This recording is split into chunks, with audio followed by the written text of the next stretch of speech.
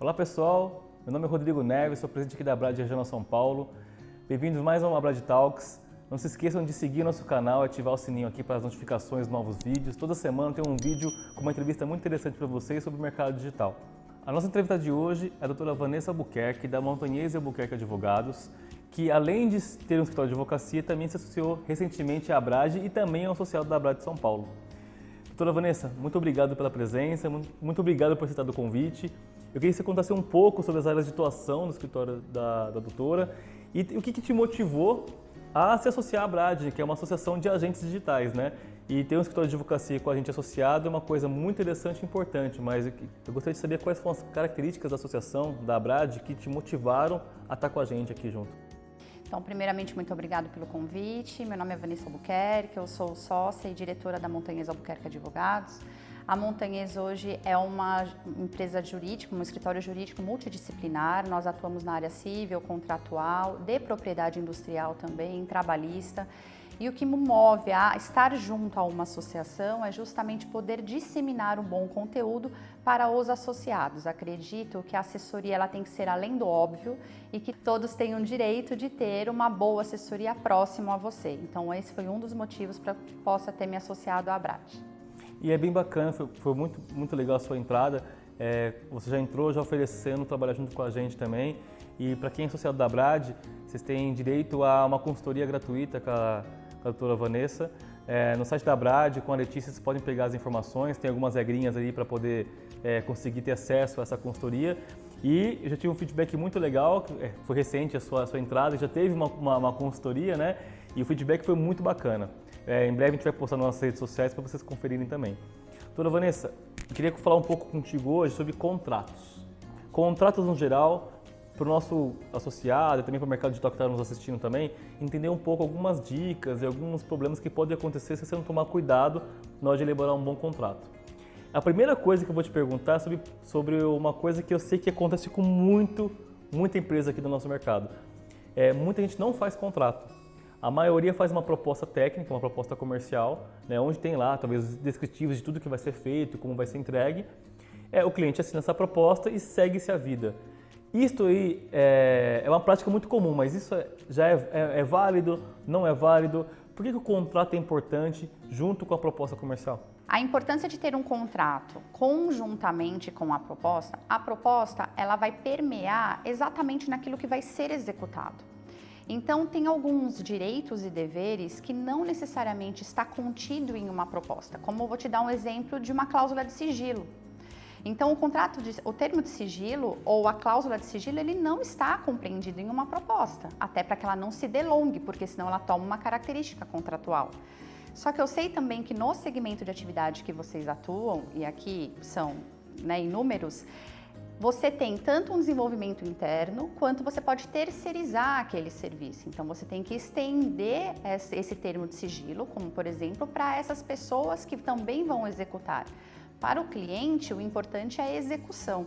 Então, existem várias e inúmeras situações que o contrato é muito bem quisto e aquilo que vai ser levado a um judiciário, porque o contrato bom é aquele que é bom para as duas partes. Ele não pode ser só bom para o prestador de serviço, ele tem que ser bom para o cliente também, ele tem que ter um equilíbrio. Com isso, aquilo que vai ser levado para o judiciário, caso não houver o cumprimento daquilo, é um instrumento do contrato. É possível levar a proposta com o aceite do cliente para o judiciário? Sim, mas o contrato ele fica mais limpo e fica mais organizado as ideias e fica mais claro aquilo que você vai fazer para o seu cliente. E eu acredito, o escritório acredita que o contrato mostra a organização do prestador de serviço. Você já chegar em um cliente e já apresentar um contrato demonstra a organização do serviço que você está prestando também.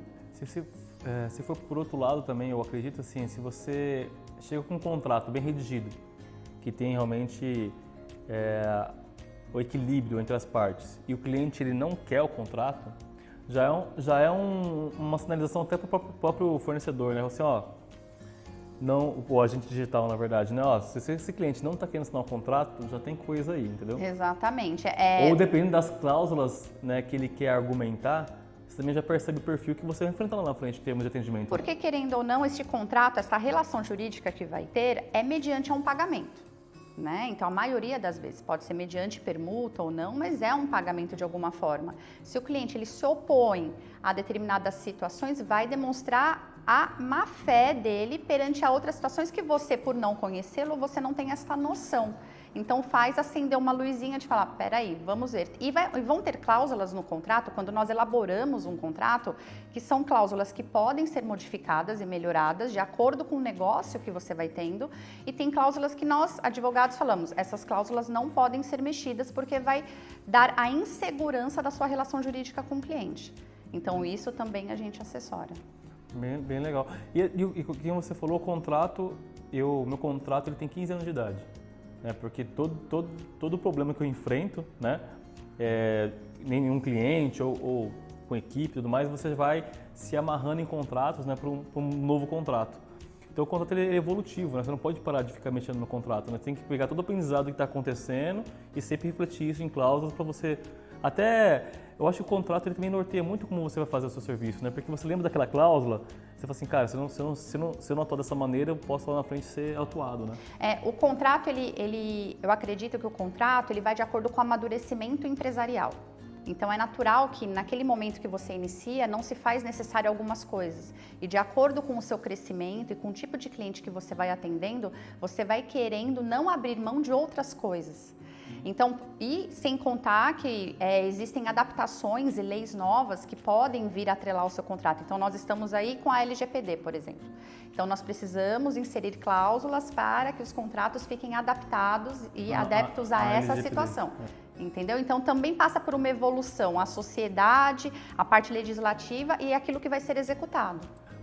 Falando um pouco de proposta, você falou que assim, se não tiver um contrato, uma proposta também ela é defensável, né? Assim, é mais difícil, já está assinado e tudo mais, só que ela é defensável. Hoje nós temos, até por causa da pandemia e tudo mais, a gente não está muito tendo mais aquelas assinaturas físicas, está usando muita assinatura digital. E muitas vezes, além disso, a gente usa um ok no e-mail. Né? O cliente ele pede alguma coisa, a gente fala o valor e muitas vezes, lógico, só faz isso quando o valor não é um valor muito significativo, né? Por exemplo, assim, uma coisa que custa poucas horas de trabalho e você executa. E com o ok do cliente, depois você acaba cobrando e tudo mais. Esse ok por e-mail formal, ele também é válido juridicamente? Ou apenas um papel, um PDF formalizado de uma proposta, né? E uma dúvida maior, né? Se você tem um contrato, isso é assim falando que não tem contrato. Digamos agora que você tem contrato e o seu contrato prevê horas adicionais, né? E você teve uma troca de e-mails com o cliente onde ele aprovou a execução de uma atividade que vai gerar aquelas horas adicionais que no contrato estava previsto. Esse ok por e-mail também é válido também? Então, a gente precisa tomar alguns cuidados para que não gere dúvida em uma futura cobrança. Por que você pede ok para o cliente? A ciência dele, para que quando você vá cobrar determinada coisa ou que prove aquela mudança de escopo, você tenha como um documento, mesmo que seja por meio de um e-mail, mas o e-mail com resposta equivale-se a um documento, que justamente ele acertou aquilo, né? Então, qual é a dica, né? A dica é que este documento não vá como um anexo. A dica é que ele vá transcrito no corpo deste e-mail. Por quê? Vocês que trabalham na área digital, vocês sabem que este anexo ele pode ter um título, ele pode ter uma capa, mas o conteúdo dele pode ser totalmente modificado. Quando ele é transcrito no corpo do e-mail, e mesmo que também vá em anexo, você não reza dúvida quanto àquilo que você está enviando em anexo. Entendi. Então você menciona lá. Isso aí eu nunca vi fazer, hein? Então, é a dica da Montanhas Albuquerque agora. Tá vendo, pessoal? Hashtag fica a dica. Exatamente. Então, isso facilita para que não gere dúvida do que realmente foi aprovado. Então, você pode colocar em anexo. Mas precisa talvez colocar todo o anexo ou a parte mais importante, por exemplo, do que assim, um exemplo, o anexo ele tem 10 páginas, mas a página 3, por exemplo, é onde realmente descreve o prazo, o que vai ser feito e o preço. Se pegar, segue anexo, mas segue aqui o resumo do que está sendo contratado. Então, mas nós temos que separar o que é um contrato e que é uma mudança de escopo ou horas adicionais que ele está ali, entendeu? Então, são pequenas coisas que nós vamos... eu vou lhe formalizar por um documento anexo. Ok, essa formalização vai ter 2, 3 laudas no máximo. Então, você copia aquilo no corpo para não gerar dúvida daquilo que tem no anexo. E também manda no anexo, tá? Ou se não, hoje, com as assinaturas que você comentou, as assinaturas e certificados digitais, as plataformas, você já tem a ciência do documento na íntegra, que aí ele obrigatoriamente, ele lê, né? E aí fica outra dica, gente, leiam um contrato, porque se você assina e não lê, depois não tem como alegar que você não sabia aquilo. Você teve a oportunidade de lê-lo, né? E depois você assina lá com certificado ou assinatura digital e é considerado um documento válido. E quando a gente falou um pouco de mudança de escopo, né? Eu fechei com o cliente um projeto, né? Estamos executando um projeto e pelo menos aconteceu muito comigo, né? E eu acho que acontece bastante com quem está nos assistindo. O cliente ele muda de ideia, muda de escopo. E o projeto ele se estende, né? 1 mês, 2 meses, 3 meses. E às vezes essa mudança de escopo, você até cede para o cliente por N fatores, né? Ou porque você acabou atrasando um pouquinho ali, você faz um barganha com o cliente, porque você precisa de mais de um prazo, você dá uma coisa a mais para ele e tal. Qual que é a melhor recomendação? Realmente, a gente encerra-se aquele contrato, faz algum novo contrato e segue-se a vida, formalizando dessa maneira, porque estou falando da forma certa, formalizando, né? Ou assim, não, melhor faz o que foi combinado mesmo. Se tiver multa, alguma coisa, pague, ou formalize com outro termo que não vai ter multa, mesmo que teve um atraso, não sei lá o quê, mas só execute o novo depois que o velho for cumprido. O que é a melhor recomendação? Na verdade, tudo depende muito da relação que você tem com o seu cliente. Se você está fornecendo algo inovador para ele com essa mudança de escopo e está sendo acordado com ele, você pode fazer um aditivo contratual. Você não precisa obrigatoriamente cumprir aquele só porque aquele foi assinado. Só que o que eu recomendo, antes de começar um novo escopo, tenha as formalizações adequadas, seja por meio de aditivo ou seja por meio de um e-mail formalizado. Olha, então o item 3.1, que houve uma mudança disso, ele vai ser substituído por isso, isso e isso, e compreende dentro daquelas horas que já foram mensuradas no contrato. Não, isso daqui, olha, nós mensuramos 10 horas e aqui vai ficar em 12, esses 2 horas excedentes eu vou lhe dar como cortesia, ou essas 2 horas excedentes vão ficar a cada hora X. Então, deixar isso bem redondo. E uma dúvida, doutora, assim, digamos que alguém está nos assistindo que está com alguns problemas aí, como eu já tive no passado também, e aprendi a duras penas, né? Tem cliente, né? Assim como tem fornecedores ruins e tem clientes ruins também, né? Infelizmente, nós temos apenas o Reclame Aqui de fornecedor, né? A gente não tem Reclame Aqui de cliente, né? Deveria ter, né? Quem sabe um dia esse mimimi do mundo acaba, né? E possa também ter esse tipo de recurso pra gente. Então não tem como entender. Então chega um momento que você às vezes tem uma relação boa com o cliente, né? Uma relação gostosa. E você está fluindo, você está dando coisa para ele, faz coisa a mais, sempre faz uma coisa a mais, sempre faz uma coisa a mais. Só que a gente sabe que as pessoas dormem de um jeito e acordam uma vez de outro, né? E daí às vezes ela vai querer cobrar de você uma multa, vai querer reclamar do atraso, mas ela não olha no passado tudo que você fez por ela. A empresa que fez isso, que se dedicou, que fez o a mais, né? Se caso o cliente ele vem para cima, no termo que a gente usa, né, no mercado assim, você consegue reaver também, assim, cara, calma aí, você está vindo questionar tudo isso aqui, mas olha tudo isso aqui que eu fiz atrás. Mesmo se eu não formalizei, mas eu tenho provas, ou infelizmente cai por terra? Cai por terra. A sua habitualidade de fazer algo a mais pelo cliente, não formalizado e não deixando ciente que aquilo eu vou deixar de te cobrar ou eu vou cobrar 50% com valor a menor, você simplesmente fez. Você não pode... Mas se eu formalizei, por exemplo, assim, vou fazer, mas sem custo. Vou fazer, mas sem custo. Mas se você disse que não vai ter custo, então depois você não pode reaver. Também não pode reaver também. Exatamente. Entendi. Então, você também não pode dormir de um jeito e acordar do outro. Eu não cobro e de manhã eu cobro. Entendi. Então, a gente tem que seguir uma linha de raciocínio. O que eu sempre recomendo...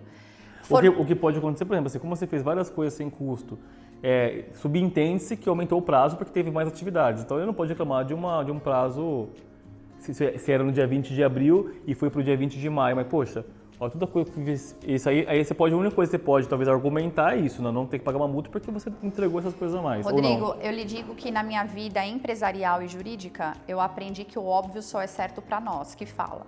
Para o cliente, nem sempre o óbvio é óbvio. Então, a questão é, se você acredita que aquilo que você está concedendo graciosamente para o cliente vai lhe estender um prazo contratual, formalize, porque ele vai ter o direito de cobrar o prazo do contrato e ele não vai tomar ciência que você fez coisas a mais para ele. Ele vai ser ipsis literis pelo contrato. E o judiciário vai ser ipsis literis, porque não tem emoção envolvida no judiciário. Então, se você tem que fazer algo para o cliente, ou faça e delegue, e não quero, tudo bem, eu fiz porque eu quis, ou se não, formalize, o que eu ia falar antes, formalize, eu vou cobrar uma hora X, e se no ato da cobrança você não quiser cobrar, é a sua faculdade, mas ele aprovou que seria cobrado. Entendi. Então, são assim várias nuances e várias dicas, porque eu sinto que esse profissional digital, ele faz muito pelo afã de querer fazer, pela paixão de atuar naquilo que ele gosta tanto. Às vezes que dá um algo a mais, né? E Exatamente. às vezes o algo a mais acaba se enrolando, né? E pensa que o algo a mais você vai ser cobrado, porque eu também tenho que tomar cuidado pela habitualidade que você faz com o cliente. Porque nós, prestadores de serviços, somos grandes responsáveis pelo mau hábito do cliente. Quanto mais você faz, mais o cliente vai te pedir. Se você já coloca as regras todas... Você é responsável por aquilo que cativas? Pelo cativas ou pelo hábito, enfim. Mas quanto mais você colocar regras para o cliente, ele vai saber como agir com você. E regras não quer dizer que você está querendo prejudicá-lo, você está querendo mostrar que a tua empresa, independente do tamanho que você seja, você tem normas, você tem diretrizes, você tem procedimento. E cliente, quando enxerga isso, ele se sente seguro. Isso é muito importante. Bacana. Bom, eu acho que a gente conseguiu dar uma boa dissertada sobre contratos com clientes. Tem algumas dicas legais, né? Eu acho que se for falar sobre mais coisas, eu tenho muitas dúvidas, né? Ficaríamos 3 horas aqui. Eu acho que quem está nos assistindo, a gente vai monitorar aqui os comentários e tudo mais. Se vier algumas dúvidas interessantes, a gente faz um novo, né? Faz um novo. Sim, podemos. Queria aproveitar um pouco do nosso tempo aqui da entrevista também para falar um pouco sobre contratos ligados às questões trabalhistas, né? Seja trabalhistas e também com fornecedores, com terceiros também, né? Existem algumas... agora, principalmente com a pandemia, né, que veio, né, o home office ficou muito em evidência, né? Então, por exemplo, a empresa é 100% home office, né? Quando você muda para esse formato de trabalho, né, quais são os cuidados que a gente tem que ter na relação contratual com nossos colaboradores? Então, aqui nós dividimos o colaborador entre o PJ, que às vezes dentro da área digital mais de 50%, né? E os colaboradores seletistas, vamos dizer dessa maneira, né? O PJ ele tem uma flexibilização de trabalho absurda e aí nem necessariamente ele está dentro daquela carga horária de trabalho, ele pode executar aquele job quando ele quiser, né? Já para aquele colaborador que na verdade você está fazendo uma reunião, você tem que tratar com o cliente, uma reunião interna. A gente pede para que seja traçado regras e procedimentos internos de cada empresa. Então, por exemplo, vai talvez ver o ambiente no qual esse colaborador vai fazer uma reunião. Porque tem se tido muito e tem aqueles memes de internet que o pessoal tem gente passando atrás, tem gente tirando a roupa e tem uma série de constrangimentos acontecendo. Então dá uma diretriz para esse colaborador que eu sempre gosto de acreditar que realmente ele não entende o ambiente em que está sendo inserido, porque está sendo algo novo para o colaborador e para o empregador também. Então, um procedimento, uma cartilha, né, de normas e procedimentos básicos aí de 1 a 2 laudas, então tomar cuidado com o ambiente, tomar cuidado com o barulho, quando você estiver numa reunião, quando você não estiver falando, deixe no mudo, né, verificar a questão da luz, porque a pessoa tem que te ver, a questão da vestimenta, né, as mulheres, a questão depende aí do cargo que você tenha, mas a questão de uma maquiagem, um batom, isso tudo, porque naquele momento você está na sua casa, mas você está representando a empresa no qual você está lidando ali. Você só está na sua casa, mas você está trabalhando. E a gente, quando a gente tem uma pessoa no home office, a gente é obrigado a fornecer algumas coisas específicas, pagar a internet dele, essas coisas assim, a gente é obrigado a isso? Ou isso é um benefício que a empresa pode conceder para poder engajar melhor o funcionário, reter mais talentos? Como é que funciona isso? Então, depende aqui muito da convenção no qual a categoria está inserida. Tem algumas convenções, na verdade, alguns sindicatos que já se direcionaram para essa situação, colocando valores, e outros não, tá? O que mais tem se tratado atualmente é a questão do acordo entre as partes. Olha, então eu vou dar um celular corporativo para você e você pode usar a internet do celular corporativo. Ou eu vou dar uma ajuda de custo, até porque tende-se a pensar que a maioria dos casos não é só a pessoa que vive naquela residência, tem uma família inserida ali. Então as empresas também arcando com aquele custo da internet, como que nós vamos fracionar a internet de uma família de 4 pessoas com o homeschooling inserido, que somente aquele colaborador vai ser o utilizador daquela internet. Então, existe um bom senso inserido entre as partes, sempre levando em consideração as convenções. O ideal, talvez, seria fazer pelo menos uma reunião entre equipe, liderança, do mais da sua empresa, e acordar com os colaboradores, gente, ó, a gente vai fornecer como empresa isso para vocês, dessa forma. Todo mundo está de acordo? Tá. Então tá bom, tá aqui um termozinho, todo mundo assinar um termo, que está ciente que o trabalho home office funciona dessa maneira. Exatamente. O teletrabalho, na verdade, que chamam, né? E assim, isso é um bom senso e pode ser o que eu tenho falado muito nessa pandemia. Hoje é assim, daqui 15 dias pode ser que seja de uma outra maneira. Né? Nós temos aí normas governamentais que semanalmente estão mudando. Então, hoje está sendo assim. E a empresa ela tem que ser muito flexível nessa situação e comunicar aos colaboradores disso. Né? Então, acho que a transparência dessa comunicação gera esse engajamento que se pede, não necessariamente um engajamento pecuniário, mas essa transparência que a empresa também não sabe aquilo como vai ser daqui 6 meses. Uhum. E quando a gente está falando de contratos com profissionais PJ, né? Assim, freelancers, gente que vai fazer alguns jobs pontuais, tem algumas dicas que seria legal constar como um cuidado ao redigir um contrato? Muitas dicas. Na verdade, é muito delicada essa questão do PJ, né? Nós temos que tomar cuidado quanto à habitualidade, à subordinação. Existem alguns requisitos que tem que ser tomado um certo cuidado e principalmente a confiança. Né? O PJ ele veio e com a norma, a nova CLT, é permitido os contratos entre empregador e empregado sem ter o vínculo trabalhista, mas existe a flexibilização de trabalho também. Então, o que eu sempre recomendo é que aquele PJ não trabalhe somente para a empresa, que ele tenha outros trabalhos. Por quê? Porque você não tem algo fixo com aquele profissional, né? Então, estimule essa pessoa a ter novos trabalhos, estimule que ele tenha... Eu particularmente, lá no passado eu era PJ, né? 15 anos atrás comecei, assim, né? Não tinha mais ninguém na empresa, era eu e eu, né? Então eu era um PJ, né? E uma coisa que eu vou falar para todo mundo nos assistindo aqui, eu acho importante ter mais do que uma renda, né? Ou mais do que um cliente. Entendeu? É muito importante isso. Eu acho que além de você dar um pouco mais de segurança financeira, né, você aprende muito. Né? Se você tem 2 tipos de trabalhos, ou você tem o cliente A e o cliente B, você pelo menos consegue trazer conhecimento de um para o outro, você trocar experiências, aprender com processos diferentes. Você não fica com aquele famoso cabeça na cabeça assim, sem conseguir olhar para o lado. E a vantagem do PJ é esse, né? Você não ter regras, entre aspas, né? Então, o fato de você ter uma flexibilização de trabalho, você ter mais de um trabalho, você trabalhar a hora que você quiser, se você quiser pegar um job e fazer a madrugada inteira, eu vou fazer da 1 às 5 da manhã, tudo bem.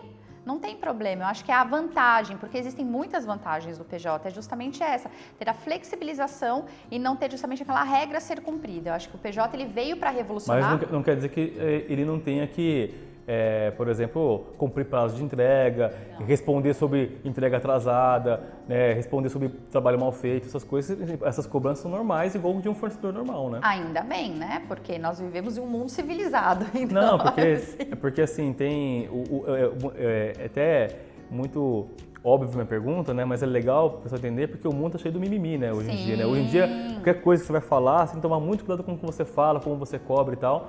Mas a relação do PJ, por mais que não tenha subordinação, mas ele vai responder para alguém da sua empresa, né? Mas ele vai ter um gerente que vai cuidar daquela atividade. Tudo mas mais, ele né? vai ter acesso a uma plataforma para que ele faça um upload de um arquivo que ele construiu. Ele vai ter uma situação de, olha, eu vou entrar tal hora, tal dia, porque eu vou fazer isso e vocês querem que eu participe de uma reunião de escopo com o cliente. Então... Essas coisas, não tem problema. Quando você fala de subordinação, acho que deve ficar claro pro pessoal, que acho que é o ponto que eu queria entrar, é quando assim, pô, cara, por que você hoje não está trabalhando?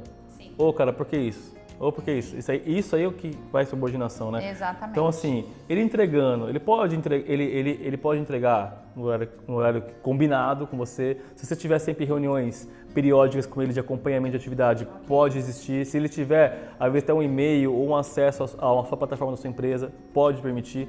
Tem alguns clientes nossos que, por mais que nós também somos fornecedores, eles nos dão notebooks, porque o notebook é todo fechadinho para uma VPN para poder ter acesso. Então essas coisas são completamente normais. Normais, existe a diferença. Então, se você tem um PJ e você permite flexibilização, então a coisa fica um pouco mais leve com a sua relação. O que a gente tem que prestar atenção é que PJ é prestador de serviço, então não quer dizer que ele vai fazer as coisas do jeito que ele quer, mas no horário, no local onde ele acredita que seja melhor para ele. Então ele vai cumprir o prazo de entrega, tem normas a serem seguidas, olha, eu quero que você faça isso seguindo estes procedimentos, porque ele ali está representando aquela empresa que o contratou. Então não é de qualquer jeito, também existem normas. Bacana. Doutora Vanessa, a gente está chegando no final da nossa entrevista aqui. O papo foi muito bacana, foi muito legal. Tem muito assunto e muita pergunta. Com certeza a gente vai marcar um próximo. Né? Vou pedir até para a Letícia. Letícia, já marca com a doutora Vanessa no próximo encontro, porque tem muita coisa de falar. E agradecer. Quer deixar algum recadinho para o pessoal? Eu gostaria de falar que a Montanhas Albuquerque, ela não é só feita da Vanessa. Hoje nós somos aí mais de 10 colaboradores, nós temos um corpo jurídico bastante robusto, né? Nós temos algumas afinidades com algumas matérias, mas nossos colaboradores estão à disposição para que ele atenda a nossa banca de advogados, para que vocês sejam bem assessorados e para que vocês tenham um destaque quanto à segurança jurídica. Isso é muito importante. Obrigado. E pessoal, não deixe de seguir nosso canal, seguir nossas redes sociais, se inscrever aqui no sininho e até o próximo Brad Talks.